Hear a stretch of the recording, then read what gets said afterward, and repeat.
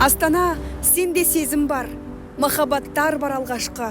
Өзіңде өткен кезім бал, естеліктерім ең жақсы.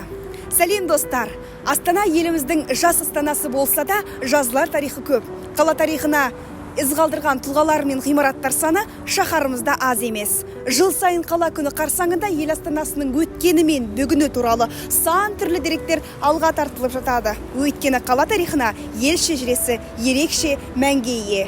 Ал енді отанымыздың жүрегіндегі тарихи, мәдени ескерткіштерге тоқталып, арғы бергі сырына үңіле түссеңіз, ғажайып естеліктерге тап боласыз. Бірі мінеберді тұрған 1910 жылы іргетасы қаланған көпес Василий Куклиннің үйі. Ғимарат Кенесары көшесінің Әуезов көшесімен қиылысар тұсында орналасқан, өзінің керемет архитектурасымен көз арбайды.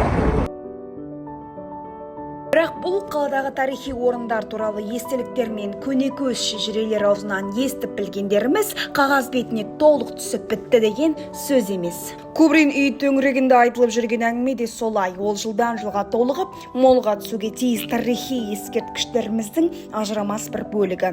Ғимараттың қысқаша тарихына келсек, кәсіпкерлікпен Санкт-Петербургке жолы түскен Василий Кубрин қаланың еркетотай бір қызына ес-түссіз ғашық болып қалады. Әлгі ару анау-мынауды көзге іле бермейтін театр әртісі екен. Соған қарамастан сұлу бикешті бай көпес өзімен бірге Ақмолаға алып кетуге бекінеді. Бірақ Петербургтың сән салтанатына бойы үйреніп қалған ару, оның бұл ұсынысын қабылдай қоймай, Ақмоладан өзіне арнап кең сарай тұрғызса ғана баратын айтады. Көпес Кубриндер үйінің салыну тарихы қысқаша осы, алайда жас жұбайларға бұл шаңырақ құт болмаса керек. Арада аздаған жылдар салып, бой көтерген революция нәтижесінде билік басына келген билік отбасының шаңырағын алып қояды. Мемлекет қарауына алынған ғимарат өткен ғасырдың 20-шы жылдары жұмысшы шаруа клубы мен кітапхана болады. Кітапхана демекші, қалалық кітапханасына Кубриндер әулеті жинаған кітаптар негіз болады. 50-60 жылдары қалалық білім басқармасы мен пионерлер үйі деп аталады. 60 жылдары облыстық өлкетану мұражайының қарамағына беріледі.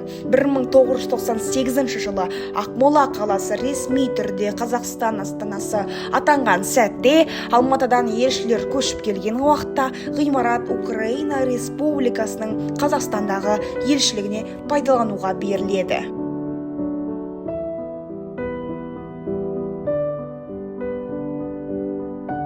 Қазіргі таңда бұл мекеме Астана қаласының ЮНЕСКО клубы мен балалар сурет мектебі.